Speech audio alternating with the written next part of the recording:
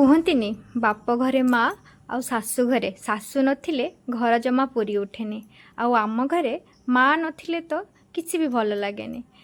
ଆଉ ସକାଳେ ମୋ ଯେତେବେଳେ ଜନ୍ମାଷ୍ଟମୀ ଥିଲା ସକାଳେ ତ ମା ମୋତେ କିଛି କରିବାକୁ ଦେଲେନି। ଜନ୍ମାଷ୍ଟମୀ ନୁହଁ, ଯେଉଁ କୌଣସି ବି ପୂଜା ବି ହଉ ମା ଆମକୁ କିଛି କରିବା ପାଇଁ ହିଁ ଦିଅନ୍ତିନି। ଆଉ ମୋ ଯା ମାନେ ଦିଦି ସେ ବି କିଛି କରିବା ପାଇଁ ଦିଅନ୍ତିନି। ଆଉ ଜନ୍ମାଷ୍ଟମୀ ଦିନ ମୁଁ ସବୁ କ'ଣ କ'ଣ କରିଛି, ଖାଲି ଠାକୁରଙ୍କ କାମ ଛଡ଼ା ମୁଁ ତ କିଛି କରିନି। ବାକି ଠାକୁରଙ୍କର ପ୍ରିପାରେସନ୍ ମୁଁ କେମିତି କରିଥିଲି ଜନ୍ମାଷ୍ଟମୀ ଦିନ ଦେଖନ୍ତୁ। ଆଉ ହଁ, ଏଇ ମାଖନ ମିଶ୍ରି ଅଛି ନା, ମୋର ସର୍ଟସରେ ଅପଲୋଡ଼ ହେଇଛି, ଦେଖିଦେବେ ମାଖନ ମିଶ୍ରିର ଭିଡ଼ିଓଟି। ଠାକୁରଙ୍କ ପାଇଁ ମୁଁ ନିଜେ ଫୁଲହାର ଗୁନ୍ଥିଲି। ତାପରେ ରେଡ଼ି ହୋଇ ସନ୍ଧ୍ୟାବେଳେ ପାପାଲୁକୁ ସଜ କରି ବାହାରି ପଡ଼ିଲୁ ଆମେ ପୂଜା କରିବା ପାଇଁ।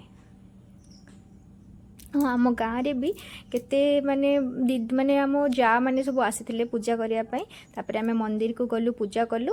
ସେଠି ପାପାଲୁ ତ ତାର ନାଟ କୀର୍ତ୍ତନ କରିବାରେ ଲାଗିଲା। ଆଉ ଠାକୁରଙ୍କୁ ଦେଖନ୍ତୁ କେମିତି ସଜ ହୋଇଛନ୍ତି। ଲାଷ୍ଟରେ ଆମେ ପଳାଇ ଆସିଲୁ।